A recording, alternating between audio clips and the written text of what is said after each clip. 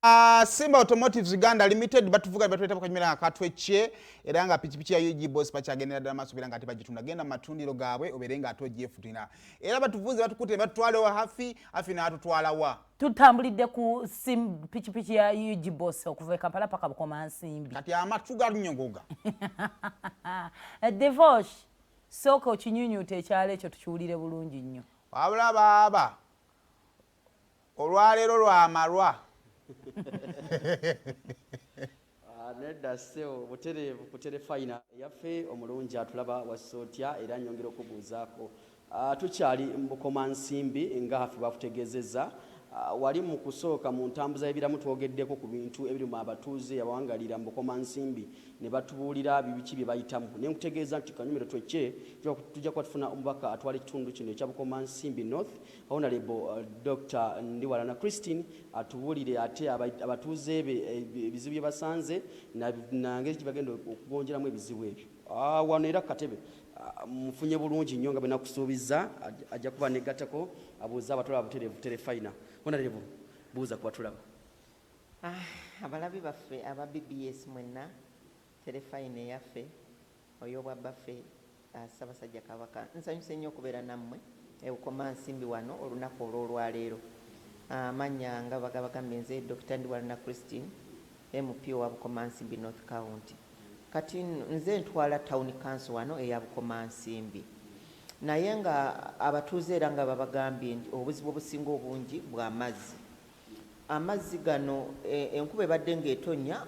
mu nzizi oba mu wells eri wansi mu swamps yo waliyo amazzi naye kati twogera ku mazzi aga tap water katapu k'osumulula amazzi ne gakola ki ne gajja nti Bukomansimbi wano tuli mu kibuga then n'ebyalo ebyetooloddewo amazzi gonna gagenze kati sofa tuli mu bbanga lya mwezi mulamba amazzi tegalabikako amazzi mugamanyi nti no gakola ebintu bingi mulimu constructions ezigenda maaso abazimbi bali mu kuzimba mu bitundu ebyenjawulo abafumba emirimu abalina emirimu egy'okufumba emmere abaana abafu abakola chapati amazzi abantu babeera baganywa kunaaba kwoza and so on tulinamu amalwaliro ag'enjawulo amalwaliro gonna gaba geetaaga amazzi eri waggulu ku district twetaaga okukola kyokozesa amazzi ekitundu tekiri mu mazzi for over a full month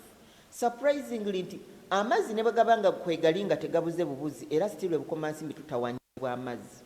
amazzi babeera nga bagasumuluddeko bagasumulula in different areas so sigamba nti noti district yonna ebeera n'amazzi mu kiseera kyekimu bwe bagasumulula basumululako kitundu kimu kati kangambe bakera ku makya and olina okubeera nga otajetinze ate time yabwe teri constant kugamba nti noti kyateeka nti katumanyire nti no babeera nti mu town council nti bagasumula ku makya tineki bagagasumula ku makya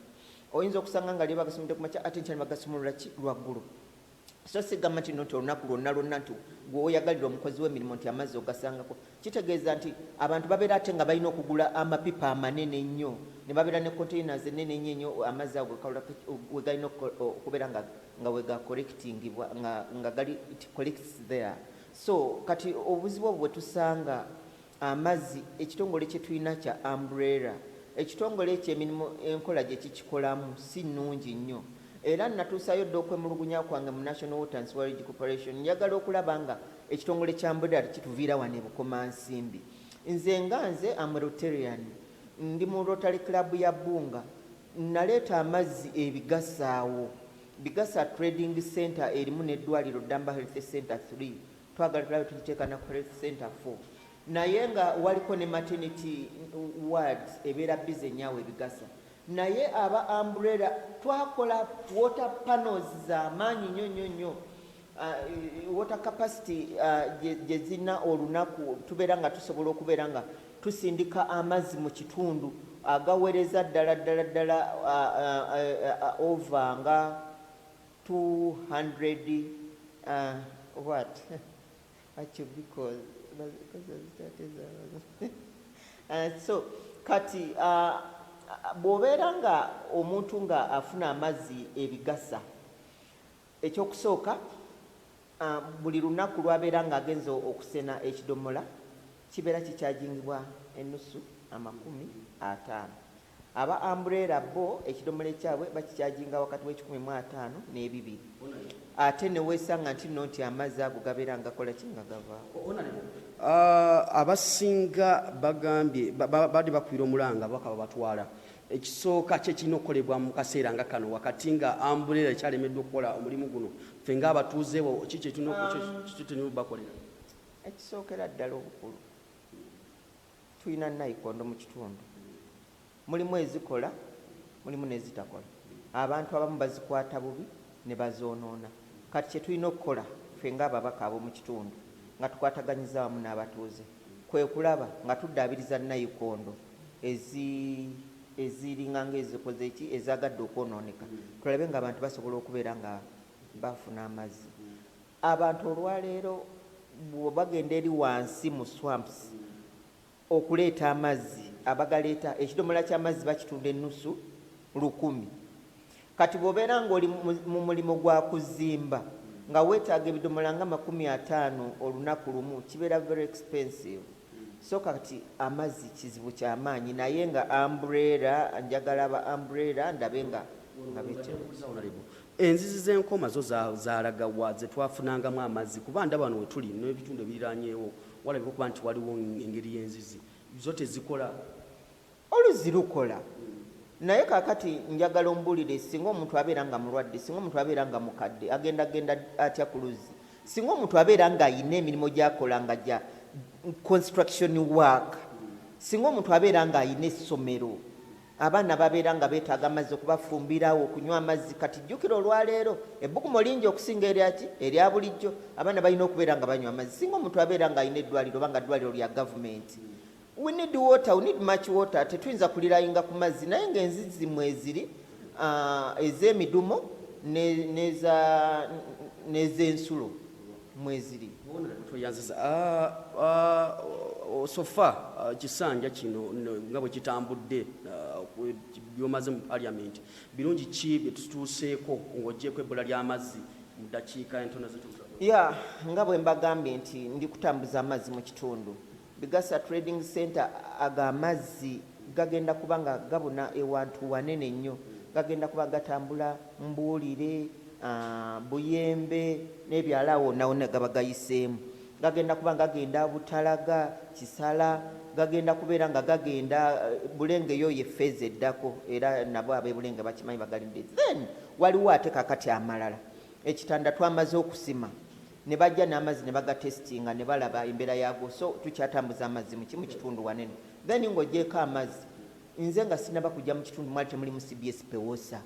kati Bukomansimbi North tulina CBS Pewosa groups ezasookawo zigenze nga zizaala empya 3 kati sofa tulina groups 28 mu Bukomansimbi North wokka ngenze nga nze nnwaniridde ebbeeyi y'emmwanyi era bannabukomansimbi bakimanyi bulungi nti kati ebbeeyi y'emmwanyi eri waggulu singa nali nga sitaddeyo ddoboozi lyange ebbeeyi y'emmwanyi abalimi bandibadde nga tebakola ki nga tebeeyagala ntadde abaana mu masomero aba basalies abaana ba primary nyina abaana 306 aba secondary bali 420 abo bonna abaana nga nze nkola mu Bukomansimbi mokka nga si mu Uganda yonna n'essaawa eno wenjogerera akavubuka mpaga tugenda mu masomero ga secondary okubeera nga tukola ki nga tukwata programu y'akavubuka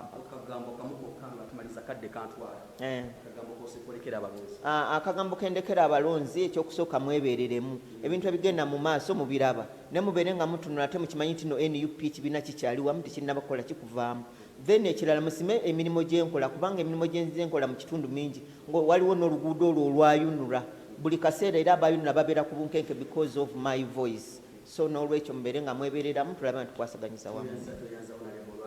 olwakadde asigire nga nsukka wano weewaawo ensonga muzuulidde bulungi naddala abatuuze abawanga lya Bukomansimbi honale batangaazizza ensonga y'amazzi ebadde efuuse ensonga y'amazzi okuba twatandise n'okutuuka wano nze Divoshi Matovu lwakatonda n'ensi yange wangaala ayi maaso mongi kulikayo Bukomansimbi Divoshi ensonga kati agenda kulinnya akomewo Bukomansimbi balina byagenda okukola akola ebirala kati agenda kukoma ate ayirekere mu kyalo ekirala tuwe ndowoozayo ku mulamwa